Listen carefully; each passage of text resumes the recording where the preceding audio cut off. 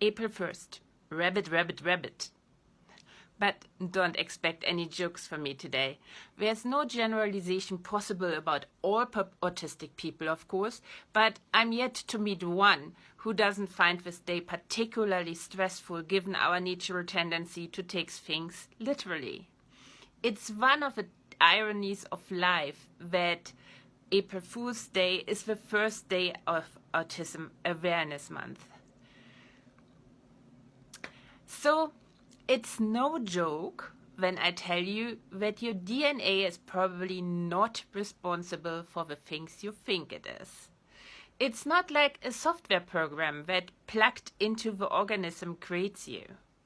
To stay in computer speak, it's more the entity that gives us a specification of the lowest level hardware necessary to run specific software by telling every single cell what proteins it needs to equip itself with. What's the software then? Or probably more accurately, one of the softwares we are running and our genome specifies the hardware for? Bioelectricity. The voltage on the cell membranes I've now went on for several days about.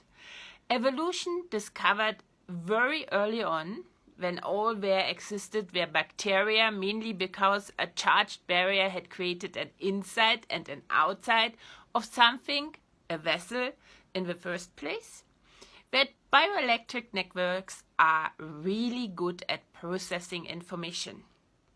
They make it easy to do computations, to do memory, to integrate information from a distance, to have reprogrammability, and to have a kind of nested architecture with subroutines. Every cell membrane carries a charge, so that a system of cells forms a giant electrical circuit that has a number of stable states as well as a number of conditions that it can land in. Just as an aside, in brackets, in our mind, and this is just what makes a lot of sense to me, these stable states fall on a spectrum. The autistic spectrum. In every state, our electrons dance to a different rhythm, leading to the inability to sync the farther the states are apart on that spectrum. So someone who is just slightly off what we are considering normal can easily sync with another person. But the farther more you go onto the spectrum, the farther you become like me, the harder it is to create a social self from your personal self, to sync with others, to make your decisions the group decision, the team decision. All these, and now I'm closing the bracket. All these electrical states turn subroutines on and off downstream. The circuit gives the order to build an eye, for example, at a certain position. It doesn't know how to do it itself, but the subroutine that is triggered does that as it is turned on by an electrical impulse. Having its bioelectric networks everywhere means inevitably that all of our parts have cognitive experiences of their own. Our tissues, our organs, our cells, and probably even the molecular and submolecular networks inside of our cells. They are all goal-seeking agents with problem-solving capabilities of some degree. They all talk in languages we don't understand, but they talk.